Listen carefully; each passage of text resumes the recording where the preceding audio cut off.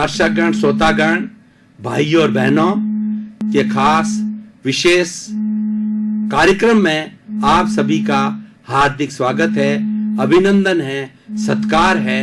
हम अपने जीवन का अच्छा निर्माण कर सकते हैं। आज हम एक ऐसे विषय पर चिंतन करने जा रहे हैं जो कि हमारे जीवन की धारा को बदल सकता है और हमें एक अच्छा जीवन दे सकता है, हमें एक अच्छा तरीके से लाइफ स्टाइल दे सकता है। तो आज का वो हमारा विषय है सामायिक आलोचना, प्रतिक्रमण और प्रत्याख्यान। हमारी भारतीय संस्कृति में अच्छा जीवन जीने के लिए, अच्छा इंसान बनाने के लिए और समस्त तरह के पापों का निवारण करने के लिए 4 सूत्र आते हैं। पहले सामायिक, तो आज हम इस कार्यक्रम के अंदर चारों विषय पर गहराई से मंथन करेंगे। सबसे पहला विषय है सामायिक। सामायिक का अर्थ होता है समता और एक दूसरा अर्थ होता है कि अपने दोषों को देखना। दोष किसे कहते हैं? हम 84 लाख जीवा योनि में अनंत काल से भ्रमण करते आ रहे हैं और जैसे जैसे हमारे कर्म हैं उसी कर्मों के अनुरूप ही हमें शरीर मिलता है, परिवार मिलता है, मन वचन काया मिलते हैं और हमारे जीवन जीने का ढंग मिलता है और जीवन कितने वर्ष तक जीना होता है वह आयुष्य कर्म मिलता है और उसी के अनुरूप जो है निर्धारित अवधि तक हर प्राणी अपना जीवन जी करके अच्छा बुरा फिर वो एकत्रित करता है और ये साइकिल की तरह चलता रहता है। तो जब हम एक दूसरे के साथ में जीते हैं इस सृष्टि के अंदर तो निश्चित तौर से हमारा किसी के साथ के अंदर बुरा व्यवहार भी हो जाता है, उसको कष्ट भी दिया जा सकता है। किसी को हम सुख देते हैं, ये तो बहुत अच्छी बात है, ये तो दिया जाना चाहिए। मैं बात करता हूं हमारे द्वारा किसी को कष्ट दे दिया जाए तो वह दोष कहलाता है, वह पाप कहलाता है और इन सब कष्टों के कारण ही ये हमारा लेन देन है। हमने किसी को कष्ट दिया तो हमारे पर कर्जा चढ़ गया कि वह कष्ट हमें वापस देगा। हमारे इस सारी भारतीय संस्कृति का एक नियम है, as you sow so will you reap. जैसा बोओगे वैसा काटोगे, जैसी करनी वैसी भरनी।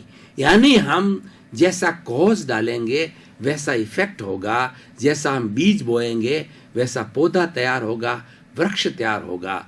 ये cause and effect, without any reason nothing can happen.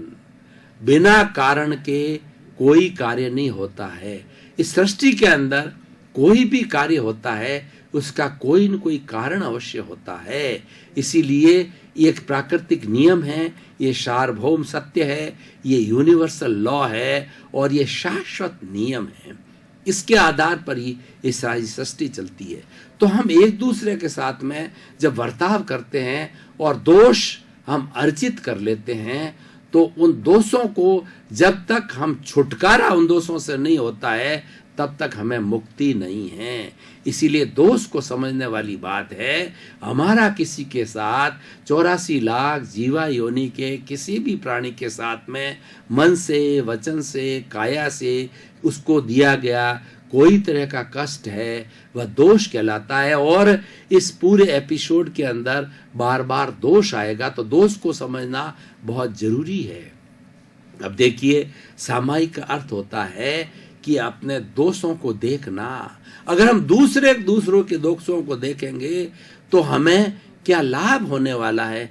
कोई लाभ नहीं होने वाला है। लेकिन हम अपने स्वयं के दोष देखते चले जाएंगे तो बहुत बड़ा लाभ होगा। कबीरदास जी ने भी बहुत सुंदर कहा है कि कबीरा संसार में भांत भांत के लोग, सबसे हिलमिल चालिए नदी नाव संजोग। इसके अंदर सब तरह के लोग हैं, सबसे हिलमिल करके चलना चाहिए। बुरा जो देखन में चला, बुरा न मिलिया कोई, जो दिल खोजा आपना और मुझसे बुरा न कोई। जब मैंने दिल के अंदर देखा कि मैं दूसरे को बुरा कह रहा हूं, लेकिन दिल के अंदर साक्षी से, आत्मा की साक्षी से देखा कि मुझसे बढ़ के कोई बुरा नहीं है। तो इस तरीके से अपने दोषों को देखना है, सामायिक कहलाती है। ये संभाव है कि ज्ञाता दृष्टा, हमारी ये दोष देखने वाला कौन है, दोष करने वाला कौन है, मन वचन काया की प्रवृत्ति को चलाने वाला कौन है, वो सुपर बीइंग है, वो हमारी शुद्ध आत्मा है। हमारी शुद्ध आत्मा अलग है और वो रियल है, और ये जो रिलेटिव है ये हमारा शरीर है। मन वचन काया जो है, तीनों का योग है, वो रिलेटिव है, लेकिन इसका संचालन करने वाला भीतर विराजमान शुद्ध आत्मा भगवान है, जो कि जकड़ा हुआ है। वो जकड़ा हुआ क्यों है कि हमने 84 लाख जीवा योनि के प्राणियों से किसी न किसी जन्म में अनादि अनंत काल से जो हम इसमें भटकते जा रहे हैं, नरक गति, तिरंज गति, मनुष्य गति, देव गति, 4 गति, 84 लाख जीवा योनियों के अंदर हम भटकते जा रहे हैं। और हम भटकते भटकते जो है हमने सबसे दोष इकट्ठे कर लिए हैं। तो इन दोषों का जब तक हम छुटकारा नहीं करेंगे, एक एक दोष का, एक एक व्यक्ति जिसके साथ हमने दोष किया है उससे हम एनओसी नहीं ले लेंगे, नो ऑब्जेक्शन सर्टिफिकेट नहीं लेंगे, तब तक हमें मुक्ति नहीं हो सकती। और हमारी जो ये शुद्ध आत्मा है वह इस रिलेटिव को छोड़ नहीं पाएगी, वह कर्म शरीर को छोड़ना नहीं पाएगी, वो कार्मण शरीर से अलग नहीं हो पाएगी, वह अमनन नहीं हो पाएगी। जड़ और चेतन साथ जुड़े हुए हैं। उसका कारण ये है कि हमने दोष किए हैं। जो जो दोषों को धोते जाएंगे, सफाई होते जाएंगे, और किसी समय के अंदर कोई दोष नहीं रहेगा, जिसको संपूर्ण निर्जरा कहा जाता है। तो ऐसी स्थिति के अंदर ये आत्मा, शुद्ध आत्मा अपने अस्तित्व में आ जाती है और मोक्ष में चली जाती है। और मोक्ष के अंदर चली गई जो आत्मा है वो अनंत ज्ञान, अनंत दर्शन, अनंत शक्ति और अनंत सुख का धाम है। आखिर हमारी संस्कृति के सभी धर्म दर्शों ने मुक्ति को, मोक्ष को अपना सबसे बड़ा साध्य क्यों माना है?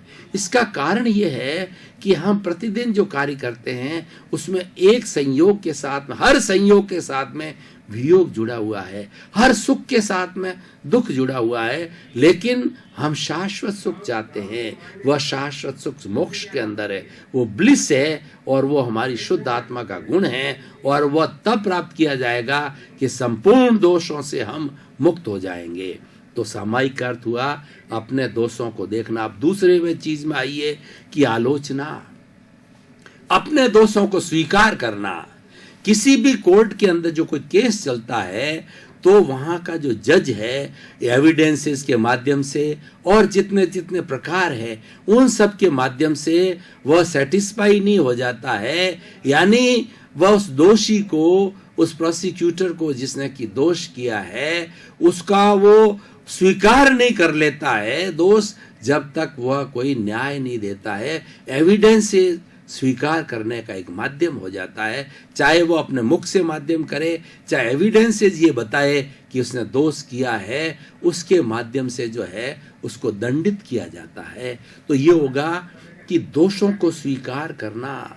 जब तक हम दोष स्वीकार नहीं करेंगे तब तक हमें मुक्ति नहीं है, क्योंकि हमने कर लिए हैं। और जब तहे दिल से स्वीकार करेंगे और अगले स्टेप्स हम लेंगे तब जाकर के उसका शुद्धिकरण होगा। नहीं तो पुनः ये हमारे दोषों की श्रृंखला है, पापों की श्रृंखला है, पुण्य पाप की श्रृंखला है, फिर चलती रहेगी और हम 84 लाख जीवा योनि के अंदर गोते खाते रहेंगे। अनादि अंत काल तक खाते आए हैं और खाते रहेंगे। लेकिन अगर हम ये चारों सूत्र, सामायिक, आलोचना, प्रतिक्रमण और प्रत्याख्यान, ये मनुष्य, ये विकसित प्राणी है, इस सृष्टि का सर्वश्रेष्ठ प्राणी है, वो चिंतन कर सकता है, वह योजना बना सकता है, क्योंकि उसके पास 5 इंद्रियां हैं। और सबसे बड़ी बात, उसका चिंतनशील मस्तिष्क है, जो कि 84 लाख जीवा योनि के किसी भी प्राणी के पास में नहीं है। उसके माध्यम से वो चाहे जैसी प्लानिंग कर सकता है। और मुक्ति पाने का अधिकारी केवल मनुष्य ही है।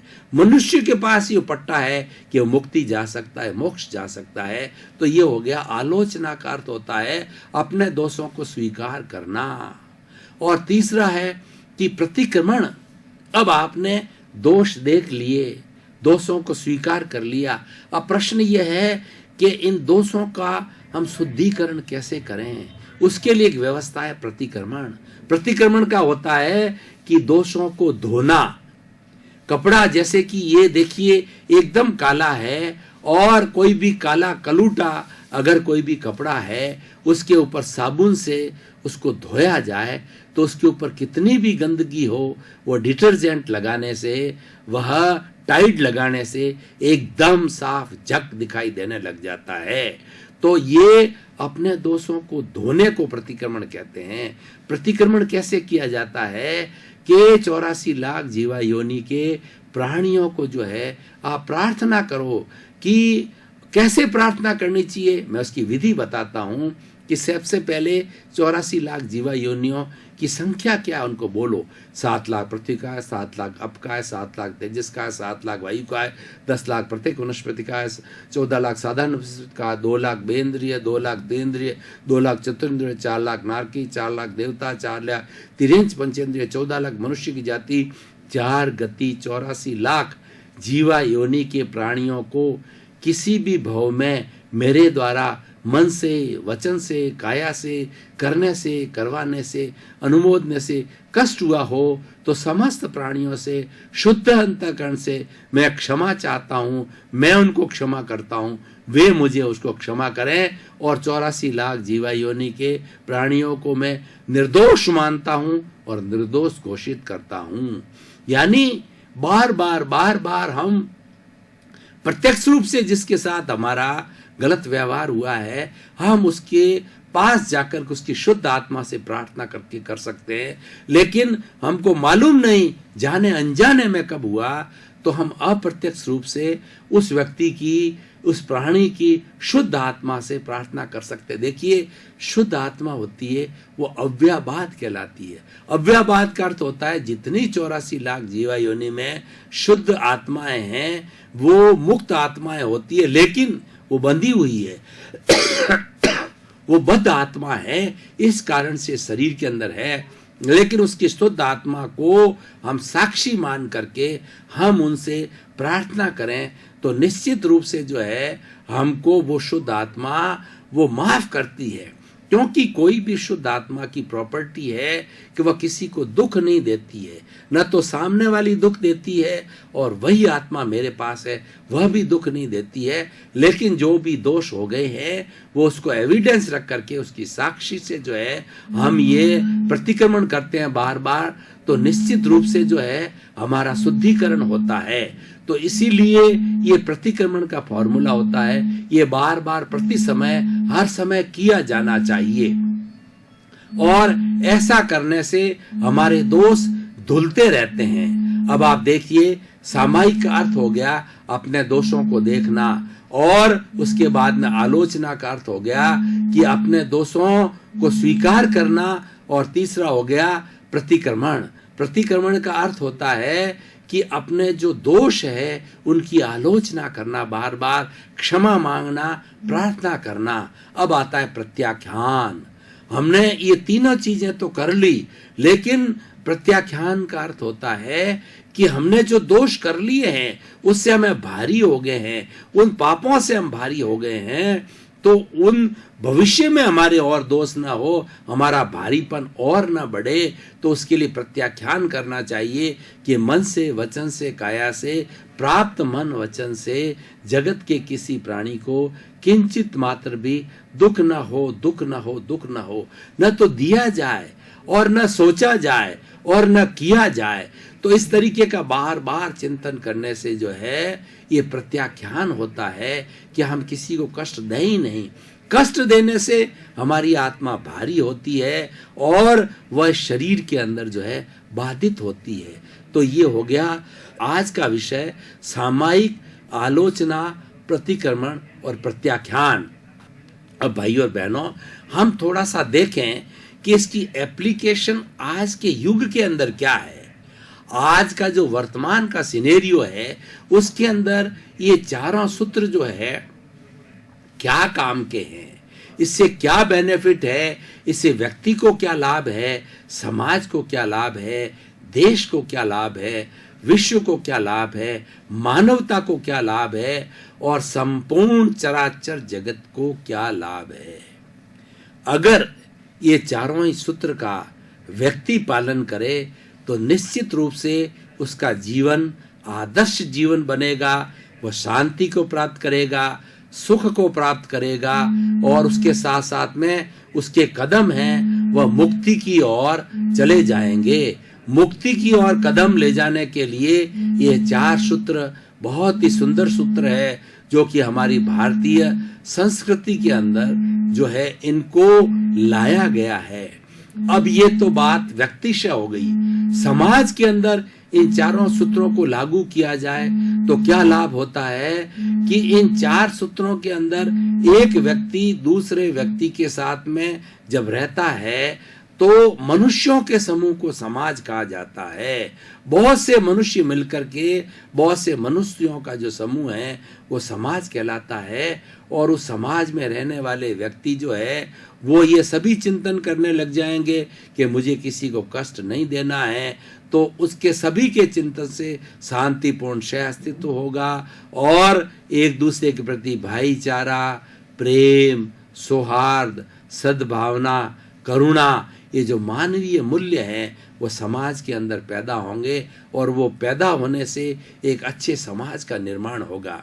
अब हम थोड़ा राष्ट्र की ओर ध्यान दें, क्योंकि सबसे पहले व्यक्ति आता है, हमें व्यक्ति को सुधारना है। कहा गया है कि सुधरे व्यक्ति, समाज व्यक्ति से राष्ट्र स्वयं सुधरेगा।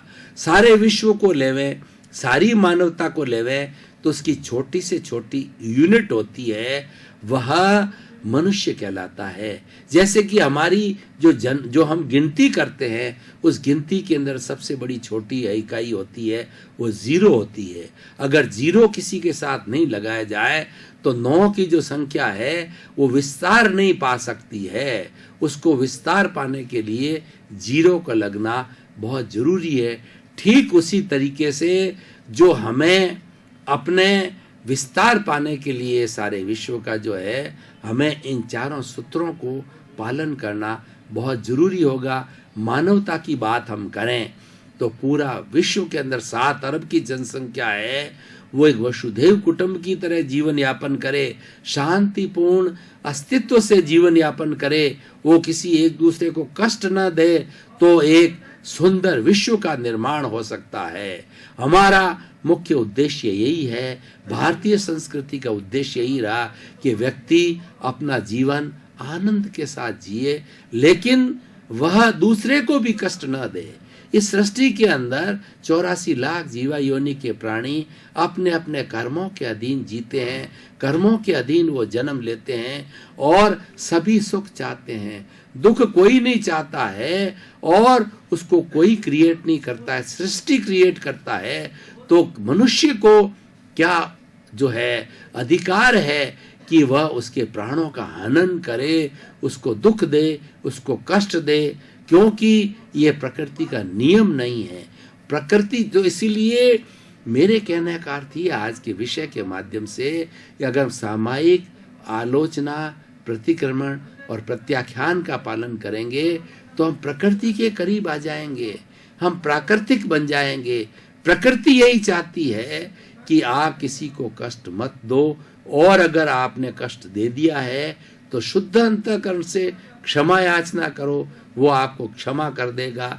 आखिर देखिए, कोर्ट भी जो है ना, कोई व्यक्ति अगर दोष स्वीकार कर लेता है तो वह उसके ऊपर रियायत करती है और वो अपना शुद्धिकरण कर लेता है, अपना प्रतिक्रमण कर लेता है, प्रत्याख्यान कर लेता है कि भविष्य के अंदर मैं दोष नहीं करूंगा, मैंने किया है वो मेरा मानवीय प्रकृति है। टू एयर इज ह्यूमन, मानव गलती का पुतला है, उस गलती के वशीभूत होकर के, क्रोध मान माया लोभ के वशीभूत होकर के यह मैंने दुष्कार्य कर लिया है, उसकी मैं क्षमा याचना करता हूँ, आलोचना करता हूँ और ग्लानि करता हूँ और मैं पुनः यह दोष नहीं करूँ, ऐसा वो चिंतन कर लेता तो कोर्ट भी उसको सजा को कम करता है या पूरी माफ भी कर देते हैं। क्योंकि ये जितने भी न्याय के सिस्टम बने हुए हैं ये हमारे भीतर का जो न्याय है वो हमारे ईश्वर का जो न्याय है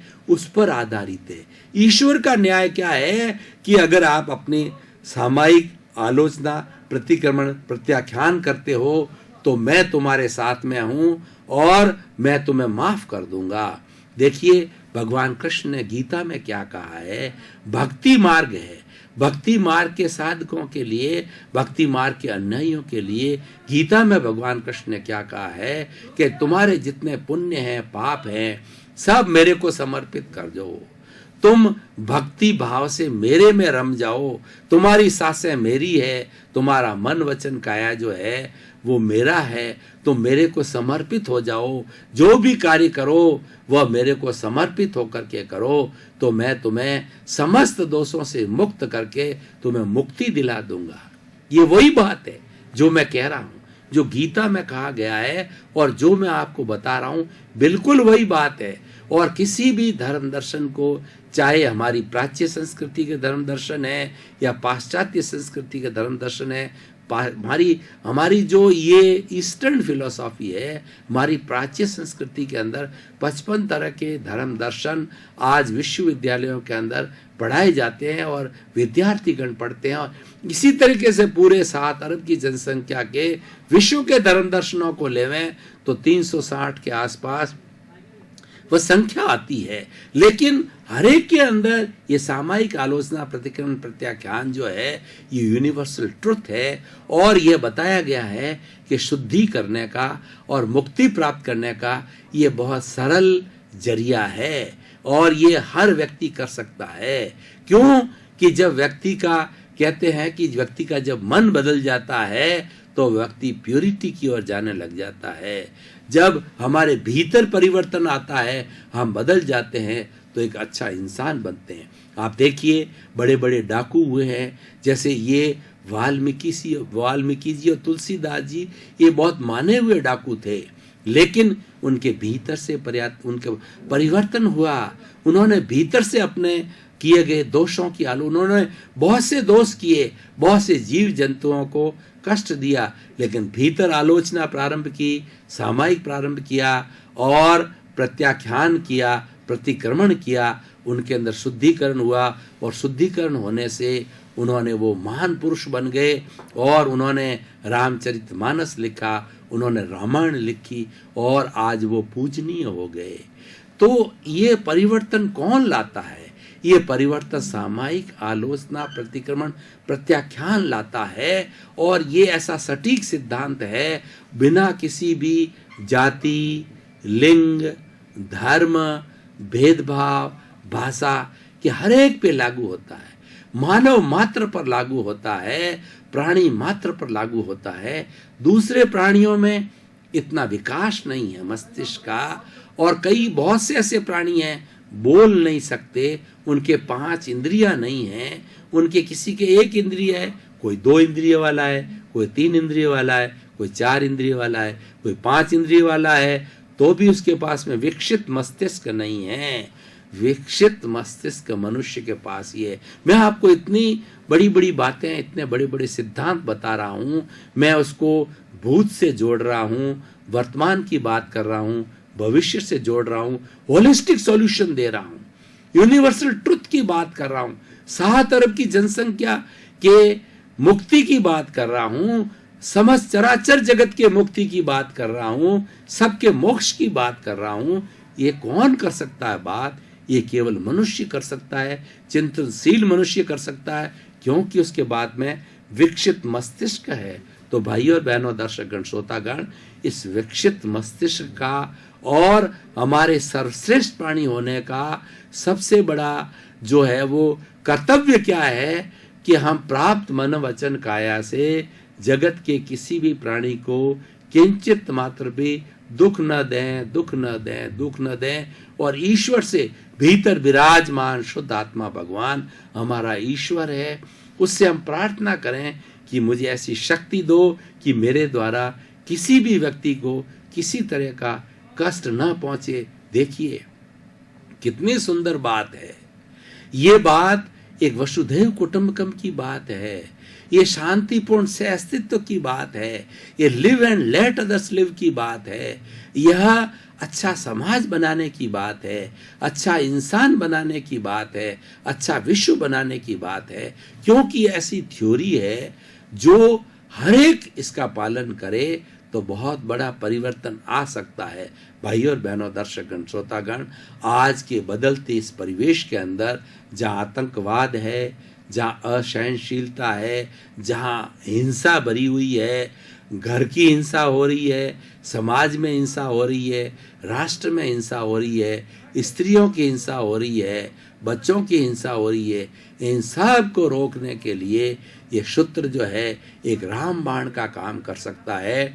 और इस पुनरुत्थान कार्यक्रम में इस सूत्र के माध्यम से मैं कहना चाहता हूँ कि सभी इसका पालन करें तो निश्चित रूप से वो जगत कल्याण होगा। पुनरुत्थान कार्यक्रम का जो मुख्य उद्देश्य जगत कल्याण करने का है, सर्वोदय का है, अंत्योदय का है, सबका विकास हो, कोई भी व्यक्ति विकास के मामले में पीछे न रहे। यह जो है यूनिवर्सलाइज योर कॉन्शियसनेस का फॉर्मूला है कि आपके जो है आत्मा के अंदर, आपके चित्त में, आपकी सोच के अंदर इतनी विशालता हो जावे कि किसी के प्रति कोई राग द्वेष न हो। धीरे धीरे आप चिंतन करते करते इतने शुद्ध हो जाओगे कि आपके जो दिमाग के अंदर, आपके चिंतन के अंदर कभी भी नेगेटिव थॉट नहीं आएगा। हमेशा आपके पॉजिटिव थॉट बनते रहेंगे। जब पॉजिटिव थॉट बनते हैं तो उससे लाभ क्या होता है कि पॉजिटिव थॉट से प्योरिटी बढ़ती है, और प्योरिटी बढ़ते बढ़ते हमारी सोल जो है बिल्कुल 24 कैरेट का सोना प्योर बनती है, और वो अवस्था मोक्ष की अवस्था होती है। दर्शकगण, श्रोतागण, भाई और बहनों, हमारा ये कार्यक्रम दिन प्रतिदिन जमता जा रहा है क्योंकि इसका उद्देश्य जगत कल्याण का है, अच्छा मानव बनाने का है, इंसानियत पैदा करने का है, गिरते मानवीय मूल्यों की पुनर्स्थापना करने का है। इसीलिए ये बहुत प्रसिद्धि की ओर जा रहा है, और हम चाहते हैं कि सर्वे भवन्तु सुखिनः, सर्वे भवन्तु निरामया। उसी क्रम में आपका जीवन सुखमय हो, आनंदमय हो, प्रेममय हो, शांतिमय हो, और सबका भला करने का आप चिंतन करें। आपके प्रति मंगल भावना, शुभकामना।